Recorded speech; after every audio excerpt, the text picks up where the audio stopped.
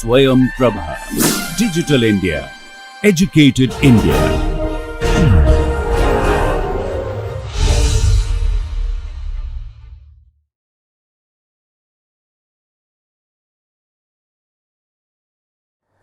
Welcome back.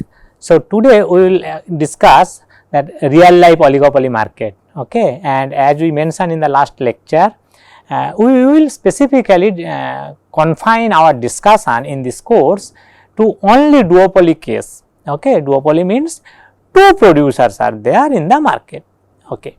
Let me clarify one thing. In oligopoly market, as you understand that since few producers are there in the market, okay, as we told, their strategic interaction is very important, right. To capture the as much as market share, each of the player will try to do that, right. So, that is why how strategically behave each of them, okay, to maximize their individual profit only, okay. I am a player, I will try to maximize my profit, you are another player, you will try to maximize your profit, and that profit maximization will indirectly depends on how much market share you are capturing or you are able to capture, right. So, everybody is trying to grab as much as market share he or she can grab. In that way they are looking for, and as more and more market share you can grab, accordingly your profit will increase. So, that is the target, and in that process how strategic interaction seems very important. What kind of strategies can be there, that we have introduced using game theory and certain terminologies like Nash equilibrium, like dominant strategy and so on. We also introduced certain specific type of games, right, prisoner's dilemma and then battle of sexes, okay. Those two games exclusively we have discussed here, and some other games we have mentioned, right, battle arm race between USSR and USA, okay. Then hawk dove game, okay, frog scorpion game, kidnapper hostage game. So many these kinds of games are there, very interesting, okay, each of them, okay. But provided that you are getting additional interest beyond the scope of this course, okay, you can look at and you can read, you can try to understand what kind of game involved and also, right. So, here we will discuss mostly prisoner's dilemma game. So, for that let us discuss cartel. What is cartel we will define now, and then we will discuss if two people, because we are confining ourselves to a duopoly kind of case. So, two producers are there in the market and they are trying to form a cartel, okay. Then what will be their decision making or optimum quantity decision and all that we will discuss. Before that, let me clarify one thing. Look, what is the basic difference between say oligopoly market and monopolistically competitive market? Monopolistically competitive market, there are large number of sellers are there, but each of the sellers monopolistically competitive market, okay. So, each of the sellers are dealing with single product. So, I have one product, you have some different product, okay. In that way everybody has some monopoly right over his or her own product, okay, and that is why everybody has a downward sloping demand curve, okay. All producer faces a downward sloping demand curve for its product by the potential customers, right. So, there in monopolistically competitive market that product differentiation, distinguished product differentiation is one important characteristics or important phenomena of that kind of market. Oligopoly market, suppose say 6 producers are there, few sellers are there, no, we told in oligopoly, suppose that that number is 6 or 5, right. So, that few is implication as we clarified in the last lecture, that its implication of that few, quote unquote terminology few, its implication is that each of the producer actually occupies significant or quite worthwhile fraction of the market share, okay, and as a result it has quite worthwhile contribution in the or effect on the determination of equilibrium price in that market, right. Now, this strategic interaction among the players and all that can depends on two factors in this case. One, of course, the number of producers, okay, as less and less number of producers are there, each of them will have relatively more and more market share, right. That is the one side of the story. Another side of the story is that if product is differentiated vis-a-vis homogeneous product. suppose these 6 producers are there in the market, they are dealing with 6 different products. If it is a say monopolistically competitive market, they are dealing with say maybe same product or identical product or homogeneous product. So, if homogeneous product they are dealing, right, then so since the same product and perfect information is there to the every customers, right, everybody has to set the same price, because if I set little bit more price than the other people, other producers, right, nobody will come to buy to my product, right, or nobody will visit my shop to buy product from me, right, because homogeneous product. So, in that case strategic interaction will be even more significant and very powerful it will be. Okay, strategic interaction, how strategic interaction plays a vital role in that case. Vis-a-vis, if say they are dealing with say monopolistically competitive kind of market, they are say okay. So, we are assuming say for instance, we are assuming for example say 6 sellers. Okay. Suppose these 6 sellers are operating with either homogeneous product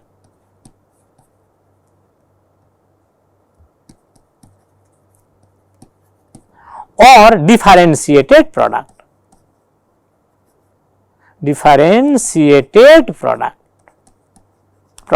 rather. Okay.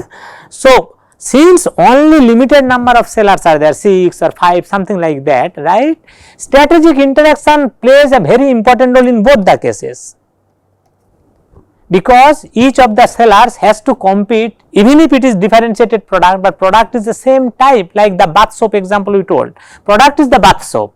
One fellow perhaps producing Lux bath soap, another producer is producing Lifebuoy bath soap, another producer is producing say Pierre's bath soap, in that way, right.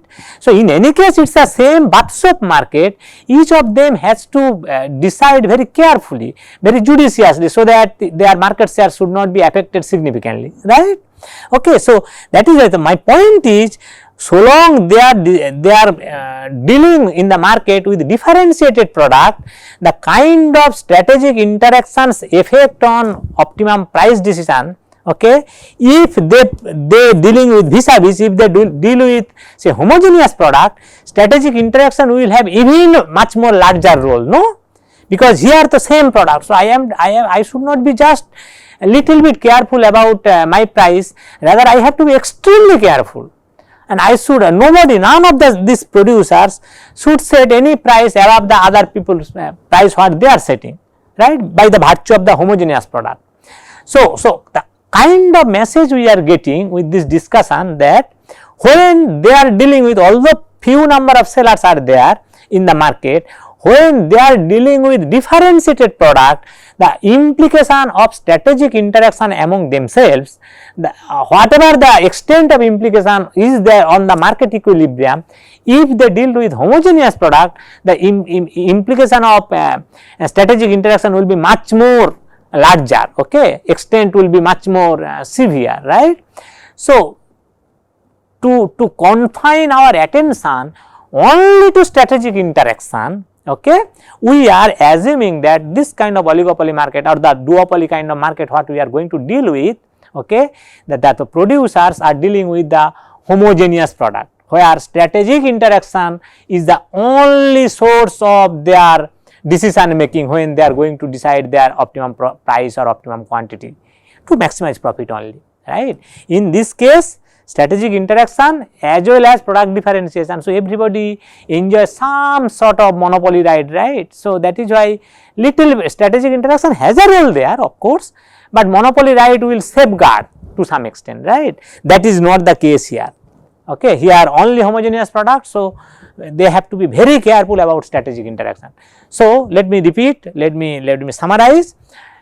To confine our attention only to strategic interaction, we are ruling out the possibility of product differentiation, and that is why we are assuming that the one oligopoly market which we are discussing now, or more specifically one duopoly market which we are going to discuss now, there the product what these two producers are producing is homogeneous product we are assuming. Okay. Now, let us go to the specific model. So, this kind of homogeneous product, right, See, Pepsi and Coca-Cola, two different brands, they are not homogeneous product, technically speaking, if as per the homogeneity definition in economics, right, but they are so close substitute to each other, right. Let us assume that kind of situation, two almost equally powerful producers are there in the market, okay, and each of them are struggling or fighting strategically among themselves, okay, to grab as much market share they can capture, okay, in that way. See, you know that this Pepsi and Coca-Cola, what example we are giving, no, to worldwide duopolist, okay. You know that they are producing soft drinks, no. So people or potential customers choice for soft drink, if you know, actually the color of the soft drink plays an important role, okay. Maybe I may like say white color soft drink, okay, you may like say black color soft drink, some of your friend may like maybe orange color soft drink, okay. And since different people have different kind of choices, different kind of taste towards this kind of different colors, none of those companies know they want to lose any of the customers, and that is why you will realize that each of them have all colors of product. Pepsi has Pepsi, its brand is called Pepsi. What is Pepsi Cola? They are producing what black color soft drink, okay, and Coca-Cola, they are producing some black color soft drink, that is sometimes Coca-Cola, sometimes another brand is called Thumbs Up, I think, okay, this is the spelling Thumbs Up, okay, if you see. Similarly, each of them have some white color, one has some 7-Up, one of them producing 7-Up, another of them maybe Sprite, something like that, white color. Each of them have some orange color product, I think one is called Fanta, another is called Mirinda, like that, okay. So each of the producer is producing each of the colors product. So none of them actually wants to lose the customer who may be liking for a particular color product, okay. So each of them are fiercely very what should I say, cutthroat kind of competition they are engaged into, okay, to capture as much market they can, okay. Now suppose for the simplicity, see, suppose two producers, you and me, we are producing same product, homogeneous product, and we are serving the same market, right. So who is more powerful to compete among ourselves? Of course, whose cost structure is less. If you can remember, we mentioned also sometimes back, if you can produce the same product in the lower cost, relatively lower cost, okay, so you are more efficient, right, means same product, no, we can engage into price competition also, right. Suppose whatever the cost structure we have, right, perhaps per unit price should be 15 rupees, okay, but I can make it 14 rupees because I have a cost advantage over you. So if we engage in that way price competition, I am making 14 rupees, then you are making 13 rupees, like that we are competing in a setting price. So after a threshold level, no, when the person who has the lowest cost structure out of you and me, right, he can be sustained after some point, but other person who can't sustain anymore, okay, if you engage in that. So through that example, actually I am trying to give a message that as you have less and less cost structure, you have more and more bargaining power across yourselves between you two parties, right. So to assume that each of them are equally strong, we are assuming that each of them cost structure is same, okay, and we are assuming that, say, suppose marginal cost equals to 0 for each of them, MC equals to 0. Okay, some of you can think of, sir, how marginal cost is 0, additional unit when we are producing, how cost of production of that additional unit, how 0 it can be, okay, it should be some positive. So we are assuming 0 for simplicity, you can assume positive, my marginal cost also 2 rupee, his marginal cost also 2 rupee. The basic idea is that we want to assume that cost structure is same to tell that each of them are having equal bargaining power in that way, right. Now in any case, real life also cost structure, 0 marginal cost kind of thing is there. I can give you an example, say sand sand is an essential ingredient for building, no, building new building and all, building material, right?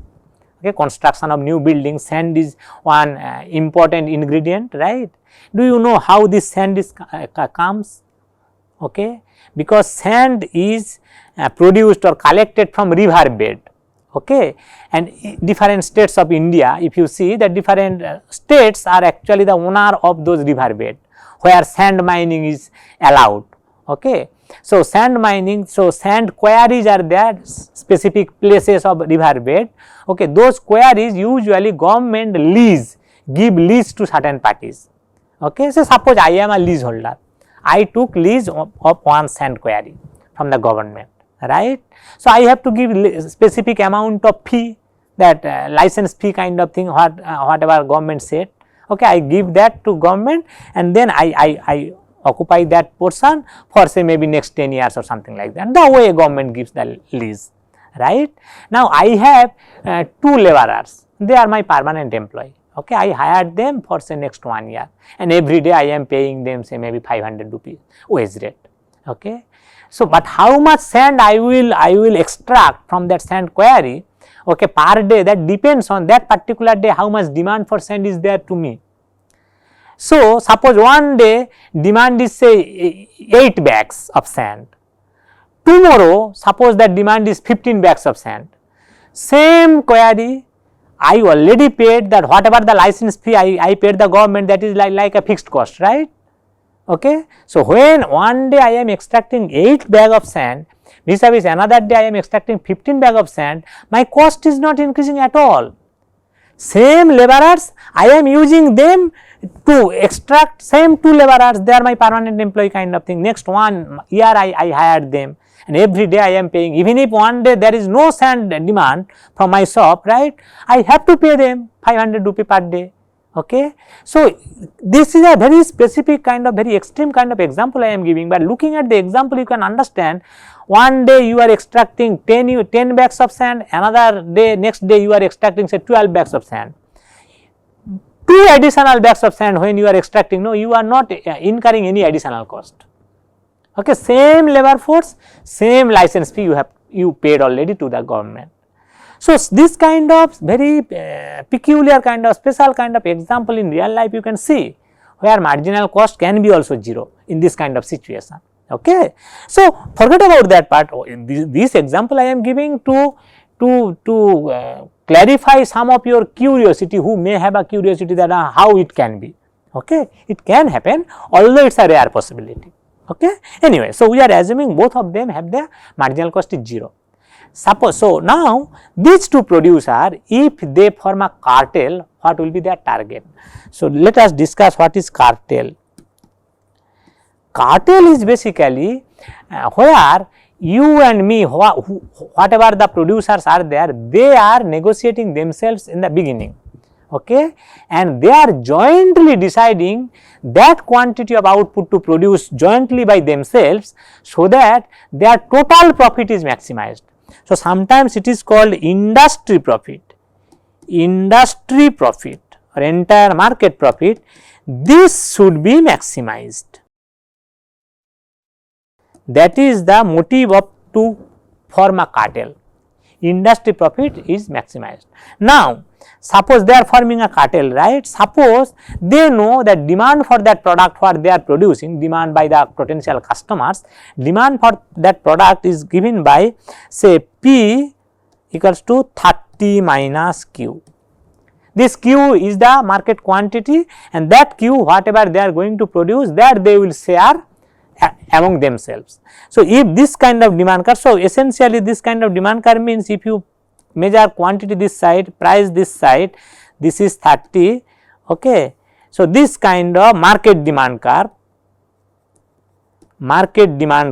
is there, which is a straight line whose slope is -1, and vertical intercept is 30.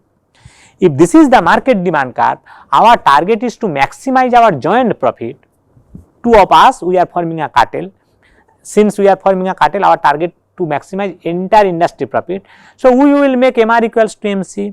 So, if this is the price situation, this is the demand curve or price line, demand curve we told that is also the price line, right, because this line is telling if you produce this much of quantity of output, you can set price per unit of output this much. Alternatively, if you want to produce this much of output, you can set this much of price per unit of output and so on, right. So, this is price line basically. What is the demand curve? That is price line also, okay. So, to maximize profit, what is the condition? MR equals to MC. Now, we assume that MC equals to 0 each of them, right. So, what is the MR? If price equals to 30 minus Q, so total revenue will be price into Q, that is the total revenue, that must be 30 minus Q whole into Q. So, that is basically 30 Q minus Q square. So, MR is basically del TR del Q, by definition change in total revenue due to change in quantity. So, that will be basically 30 minus twice Q if you take the derivative of this way. So, this MR equals to MC for profit maximization. So, MR equals to MC is telling that 30 minus 2Q equals to MC is 0, 0. So, if you solve this, 2Q is 30 or Q equals to 15. So, they are deciding among themselves that if we jointly produce 15 units of output, okay, and when Q equals to 15, say suppose this is 15 units of output, how much price per unit of output they can set? They are plugging in this thing into this equation. So, price, optimum price should be, so this is Q star, they should produce jointly, and optimum star will be 30 minus that Q star, okay. So, Q star is 15, so it is 15. So, they are, each of them have the same MC. Its implication is that each of them are equally powerful, have equal bargaining power, because none of them have any cost or advantage over the other producer, right. So, if they want to maximize the industry's joint profit, they should produce 15 units of output together, and perhaps they will share equally 7.5 units of output each. Why 7.5 units each? Because they have the same bargaining power. Otherwise, whose bargaining power is more? Perhaps he will say, suppose my bargaining power is more, my cost structure is little bit less than your cost structure. So, perhaps I will produce 8 units, you will produce 7 units, or I will produce 10 units, you will produce 5 units, depending on what is our relative bargaining power. In that way, they will distribute. Since here bargaining power is same cost structure each of them, so we are assuming that perhaps they will equally share.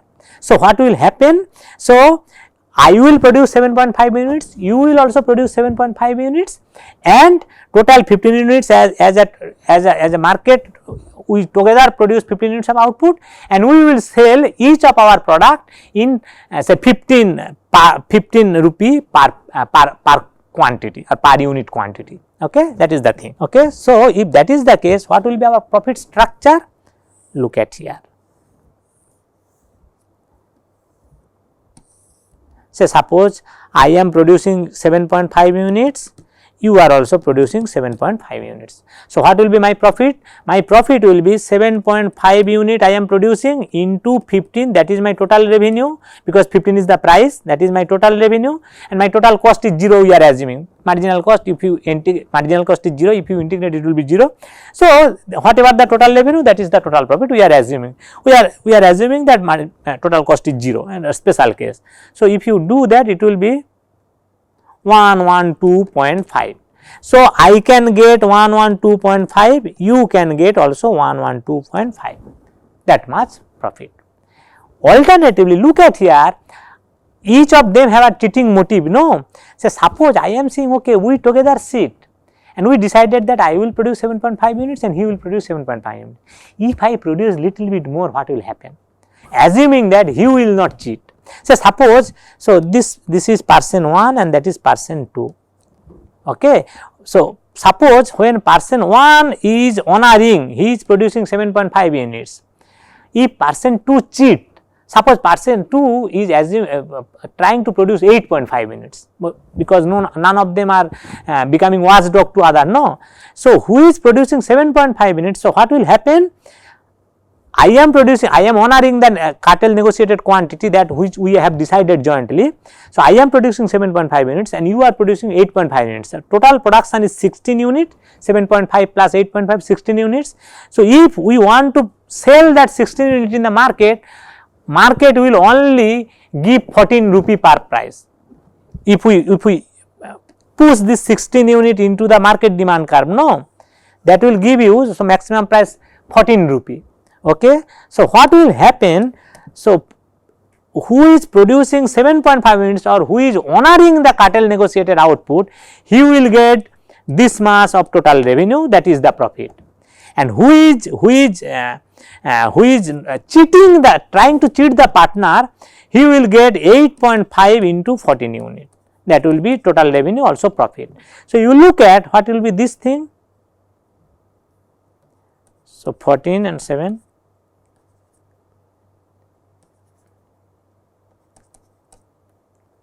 So, who is going to cheat, who is honoring, he will get 105, and who is cheating, he will get this thing 14 into 8.5.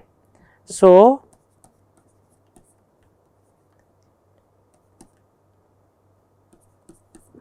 $119.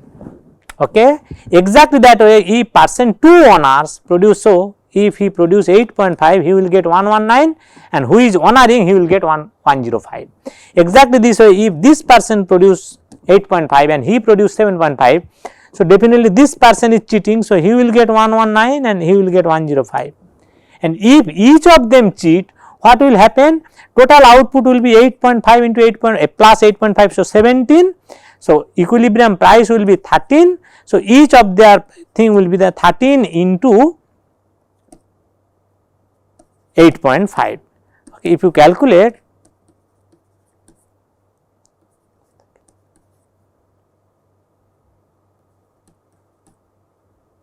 one 10.5, 10.5, 10.5.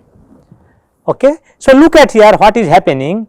They know that if I produce 7.5 and my rival, my competitor produce 7.5, each of us will get 112.5, 112.5, but each of them have a cheating motive to others, and what they are thinking, when naively they are assuming, if I cheat, my partner will not cheat.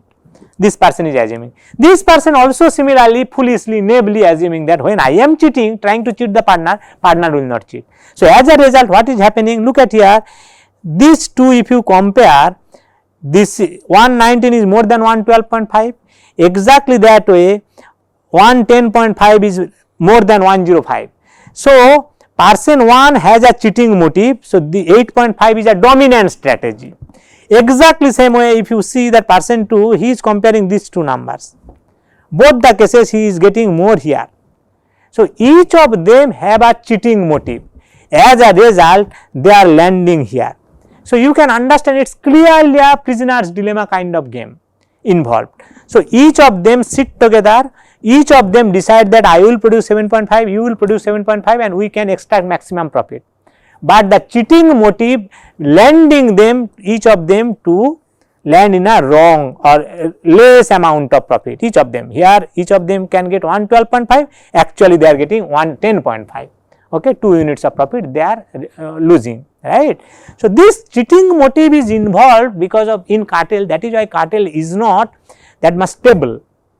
Why? See, you can remember when that OPEC cartel we discussed, we told that in the long run actually petroleum product is becoming less and less more and more elastic to the customers. As a result, their revenue was falling and they can't maintain the high price for long. But this kind of prisoner's dilemma game also involved. Everybody, all the OPEC members, they decided, no, Saudi Arabia, I will produce 1000 units of output per day, say maybe Venezuela, I will produce say 500 units per day. In that way, depending on their production capacity, they distributed what, how much, who should produce. But each of them, if try to produce little bit more than the quota allotted or the negotiated amount, okay, so eventually price will fall down because of this cheating motive. And when that will happen, no, each of them will suspect perhaps other person is actually cheating us. Okay. So, in that way cartel is very unstable kind of thing and cartel will break. This is another reason, this may be another reason why OPEC can't maintain high price for long, because that cheating motive actually is making everybody to produce little bit more. Okay. This is one thing, and I will tell another message here.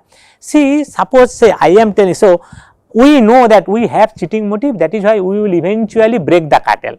Each of us, we know that if we break the cartel, we will land in a worse situation than which we can gain here, better situation, right. But our cheating motive will force us to do land here. So, if suppose we will employ one watchdog, okay. So, I will give 1 rupee and he will also give 1 rupee. So, 2 rupee is the salary of that watchdog. So, if I do that, that watchdog will make sure that we are not cheating. Whenever I am going to produce more than 7.5, he will tell no, you can't do that. Okay. So, he will make sure that none of us are cheating. So, ultimately I will get 112.5, here I could get 110.5, from that I will pay 1 rupee to that watchdog. Exactly my rival, he will also pay 1 rupee to that watchdog. So, still we can get benefit 1 rupee extra, because in that case we are getting say 1.5, because this minus 1, that is for me, that is for you as well. Okay. Exactly that was happening. Actually, in 1970s, there was Japanese cars demand was there huge in US market. Okay. So, what happened? There is a trade negotiation between Japan and US. So, it is basically import by the US of the Japanese car. Okay. So, there is a trade negotiation and US is telling that no, we will restrict import. Okay. And Japan is telling, since Japan is exporter, Japan is telling them no, trade should be free. So, in that way there is a negotiation, and eventually Japan is US told that no, we will impose some restriction. Then Japan told that okay, then you impose some quota, and US agreed that. Okay. And eventually they told that okay, per year not more than 1000 units of car US will import from Japan, that is the quota. So, Japan can't export more than 1000 units of car per year. So, what will happen actually when that quota restriction is there? No, Japanese car market actually was a cartel. Few say Kia, Suzuki, like that, few producers were there. So, when this 1000 is the quota amount, they distribute accordingly among themselves. So, this much car Kia will produce, that much car Suzuki will produce, and so on. And that they told the US government that Kia will produce this much, Kia will sell in the US in this much, Suzuki will export to US this much. In that way, then whenever any of them are going to sell little bit more to US market, US government is telling them no, you are not allowed to produce sell that more than that. So, cartel kind of Japanese market, okay, they could extract more price. Okay, look at here, if they can manage the cartel, the price could be 15. When cartel is broken, price becoming 14 or 13, depending on how much output they are producing. So, US government was giving that service of watchdog freely to the Japanese car market. As a result, huge amount of money Japanese car makers actually extracted from US market by keeping the car price little bit above. Okay. So, here we are getting another message that see the country who is putting quota as restriction to restrict their import, they are losing. Here US customers has to pay more because they are purchasing Japanese car. Okay. So, although see, we have discussed sometimes back, neither quota nor tariff should be imposed on the import restriction, right? We have proved that. Even between quota and tariff, quota is more damaging. Here, instead of quota, if US government impose some tariff on Japanese market, at least US government can earn some tariff revenue which they can invest into US car market for their research and development activities, right. So, both are detrimental or both are not beneficial, rather they are harmful to the country who is going to impose quota or tariff. Between this quota and tariff, quota is more damaging rather because of this kind of things, because you do not know from where you are importing whether that market is cartel or not. And when you are imposing that some quota restriction, quantity restriction, actually this watchdog kind of thing what we have discussed here, no, the country who is imposing quota, they are freely giving that watchdog service. Okay. So, in that way, so quota we should not impose, or so and in this way basically that any cartel is basically very unstable. Okay. So, with that we will stop, or we will finish, we actually finished our entire microeconomics discussion, and next class onwards we will start our macroeconomics discussion. Please look at in your book, certain other things are there, what should be the government policy towards oligopoly market and all. You nothing much to understand there, you just story reading kind of thing, you can read and you can understand what different policies government can take. Okay. Let us stop here.